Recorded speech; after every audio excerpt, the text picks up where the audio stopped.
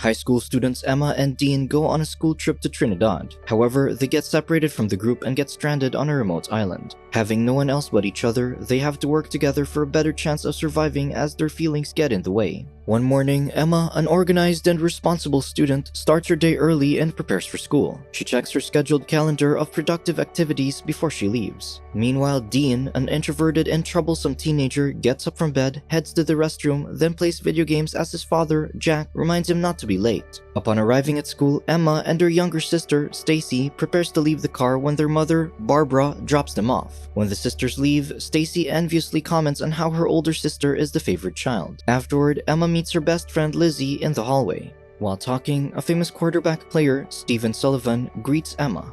Lizzie feels ecstatic about the young man's gesture and teases her friend. In class, Mr. Christensen, their teacher, announces that the bus will leave at 7 a.m. sharp the next day for their trip to Trinidad Sanctuary. The teacher gets interrupted by Emma arriving late in class as Dean unintentionally bumps into her, calling her prom queen. While Christensen explains the importance of their trip, Lizzie tells Emma that Dean probably got on the trip due to his father's money before giving Dean a silly look. Then, Christensen announces that the last 3 days of their trip will be exploring the island's culture, which excites everyone. During lunch, Lizzie shares with her friends what happened with Emma and Stephen earlier that morning. She insists the two should be close during their 1-week stay in Trinidad. However, the responsible student tells Lizzie they should focus on the trip. While Lizzie discusses the carnival in Trinidad for their trip, Emma catches a glimpse of Dean cutting an apple with his knife, which annoys Lizzie. Their friend, Helen, claims she used to be schoolmates with Dean and adds that he's a good person. Even if Lizzie disapproves of it, Jude, on the other hand, agrees with Helen. Shortly after, Miss Collier, a teacher, arrives and takes Dean's knife. While Dean remains unbothered, she brings him to the principal's office for violating the school rules. Lizzie insists to her friend that Emma shouldn't be dating boys like Dean since a famous quarterback is showing interest in their friend. The following morning, Emma finishes packing her clothes for the trip and thanks her mother and father, Phil, for allowing her to go. Meanwhile, Jack reminds Dean of his efforts to get his son a place on the trip, despite his recent trouble at school. The young man begs to differ, but eventually he decides to go. At school, Christensen calls out for everyone to board the bus. Barbara tells Emma to be safe as Dean hears the exact words from his father. While boarding, Stephen asks Emma how she's doing. When he leaves, Lizzie teases her, but Emma doesn't show any interest. Hours later, the students arrive at Trinidad. Collier announces they can enjoy themselves for a few hours and meet at dinner, as their program will formally start the next day. Shortly after, Emma and her friends go to the pool, coming across Stephen. While having a great time, Emma notices Dean looking at her from afar on a balcony. Stephen grabs Emma by the waist as Dean walks away from what he sees. The following day, the students start their project to help build a school for the less fortunate children of Trinidad. Dean does a stunt, which annoys Stephen, and murmurs to Emma that Dean will ruin the trip for everyone. That evening, Jude enthusiastically announces to her friends that Stephen invited them to a carnival party on a local boat. Emma abruptly ends the call with her parents and lies to them about Miss Collier calling the lights out. The responsible student has second thoughts, but her friends demand she goes with them, convincing her. Later, the girls arrive at the party, and they excitedly board the boat. After a while, Emma looks for Helen during the party, but unexpectedly finds Stephen kissing someone else. Upset, she ignores it and walks away. As Emma passes by Dean, he asks her if she and Stephen are together. Annoyed, Emma answers that it's none of his business. Moments after, the police arrive, announcing everyone to move to the front of the boat. Suddenly, Emma accidentally falls into the water, but no one notices her except for Dean. Upon hearing Emma's call for help, Dean immediately jumps into the water, and they swim toward a dinghy nearby. Dean cuts the dinghy rope connecting to the boat because he doesn't want to get in more trouble. Emma wants to return to the boat, but he insists they will be fine and follow the ship later. However, an enormous storm is coming their way. Dean and Emma struggle to follow the boat as they discover that the dinghy doesn't have any motor. Suddenly, a colossal wave approaches them as they firmly hold on to the dinghy. The following day at the hotel, the trip is now cancelled due to last night's party. Lizzie tells Collier that Emma didn't go home that previous night and thought she was with someone else. The teacher clarifies if this is true, and Lizzie asserts that Emma isn't the type of person to bail. She adds that her best friend was last seen on the boat that night. Meanwhile, on the dinghy, Emma and Dean drifted to the Caribbean Sea. Dean checks his phone, but unfortunately it got wet. He suggests that Emma uses hers instead, but she can't find any reception. At the hotel, Christensen conducts an attendance check and doesn't find Dean. In the middle of the sea, Emma tells Dean how they should have just followed the boat. He objects, reasoning they only have one paddle, eventually leading them to argue. Then she spots an island in the middle of the conversation, so Dean paddles toward it. At the hotel, Christensen and the police interrogate Emma's friends. Collier asks if there's any way to find the two students, but the police says it's more likely for them to find their way back. Lizzie worries because Emma isn't an adventurous person at all. Paddling their hearts out, Dean and Emma finally make it to the island. Emma checks her phone for the reception but still gets nothing. Then, Dean finds a flare gun on the dinghy and keeps it. Concurrently, Jack receives the news about his son's disappearance. Immediately, he goes to the school and meets Barbara. At the same time, Phil hurriedly enters the campus.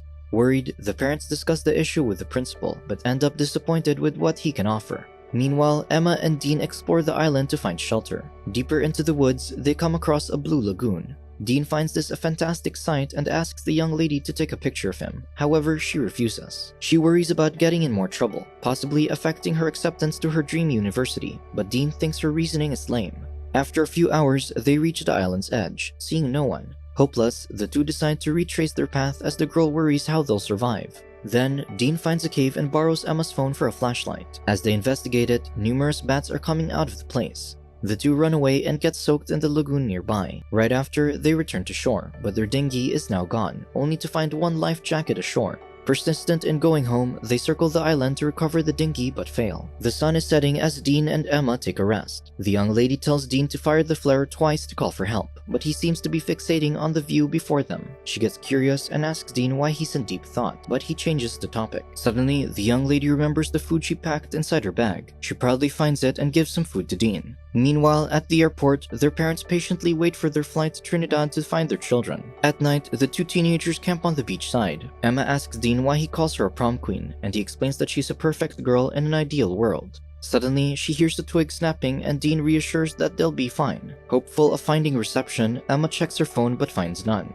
Her companion notices her feeling cold, so he offers the young woman his shirt. In a reassuring voice, Emma says their family will rescue them. Shortly after, she hears a distant rustling. Morning comes and Dean finds Emma at the shore writing SOS on the sand. He asks where her phone is but finds out the battery is dead. Then, Dean goes for a swim as Emma can't help but look at him.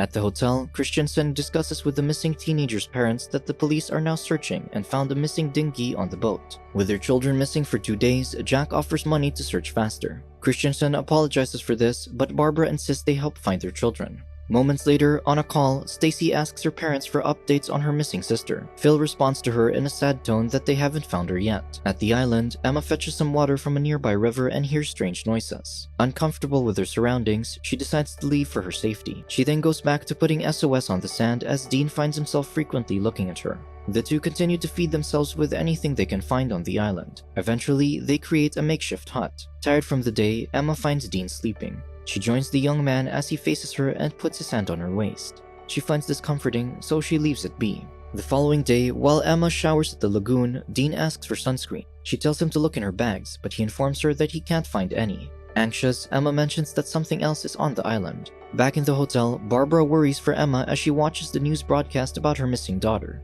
As Phil packs his stuff to return for Stacy, Barbara is still hopeful, reassuring that they will find their daughter. Phil comforts his wife as he tightly holds her in his arms. With the search now officially called off, Jack uses a helicopter to search the next day, and Barbara joins him. Back at the island, Emma tells her companion about how she misses her family. While she tries to light a fire, Dean suddenly finds a skull nearby. In shock at what they're seeing, Emma cries about their situation and feels hopeless. Dean reassures her that they will get home if they stay together. Reassured, he proceeds to kiss Emma passionately. Night falls and the two spend an intimate time. Strangely, Emma cries and mentions how much she misses home. The sun rises and Emma wakes up alone. She calls out for Dean but doesn't find him around. Concerned, she makes her way into the forest to search for him.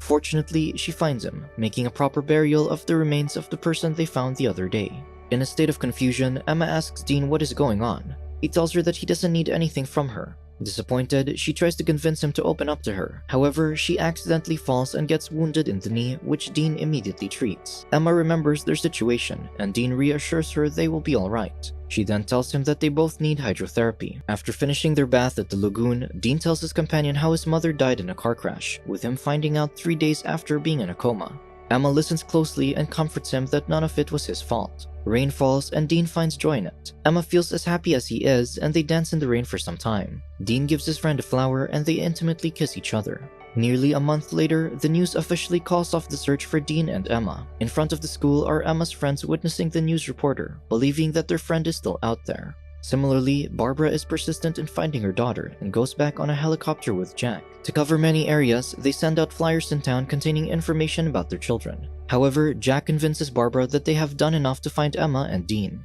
With the utmost sadness, the mother returns home without any leads of her missing daughter. At the shore, Dean tells Emma of a green flash that his mother used to say to him, which appears right on the horizon line just as the sun comes down, and how he has never seen it. Weeks pass as the teenagers enjoy the nature surrounding them. At sea, they dive and have a great time. With so much affection, the two continue spending passionate moments together. Afterward, Emma comments on how different he is at school and admits she's been interested in him. Just like her, Dean confesses he occasionally watches her at school because he admires her. In the middle of the forest, Emma sleeps. An aircraft approaching makes a sound nearby, waking her up. Dean notices as well, and he rushes to the shore to get the flare, but doesn't find it. Emma catches up to him, but the plane is too far to hear them shouting. In disbelief, Emma checks their hut for the flare but doesn't find it. She believes that someone else is on the island, stealing their belongings. Days pass and the two still haven't been rescued. In their hut, they discuss how they should go deeper into the forest to survive. Suddenly, a growling sound interrupts their conversation.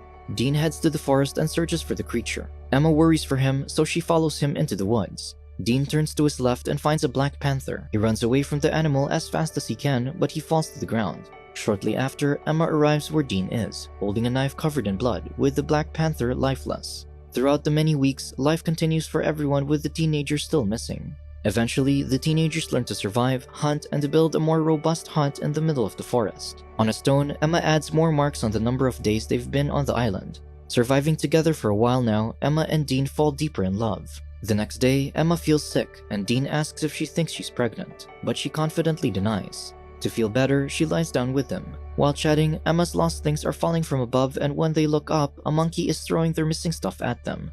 Eventually, they see the flare gun and manage to retrieve it. In desperation, Emma fires the flare gun, which makes Dean mad because he wants to stay. The two argue, and the responsible student walks away from him. Moments later, when Dean hunts for fish, Emma apologizes to him and they reconcile. Unexpectedly, a helicopter passes by, sighting the teenagers on the shore. The two are rescued and finally back as the news rapidly goes out. At the airport, the survivors' friends and family are glad to see them. They welcome the young survivors with warm hugs and smiles. However, the young adults are not as overjoyed as everyone else. Later on, Dean pays Emma a visit at her home. They talk about how weird it is to finally be back home. Dean leans towards her to kiss her, but she avoids it. Instead, she invites him to their homecoming party the next day. The following morning, Emma's parents give a warm speech to the rescued students at the party. Stacy asks Dean why he isn't with everyone else, and he insistently says he isn't an everybody else type of guy. Stacy comments on how her sister is popular, unlike Dean. Dean mouths at Emma to come with him, but she rejects his request, making him leave the party in disappointment. Things get back to normal, and Emma and Dean are finally back in school. Emma's popularity grows while Dean still remains lonely. Whenever they come across each other, all they can do is share glances and nothing more.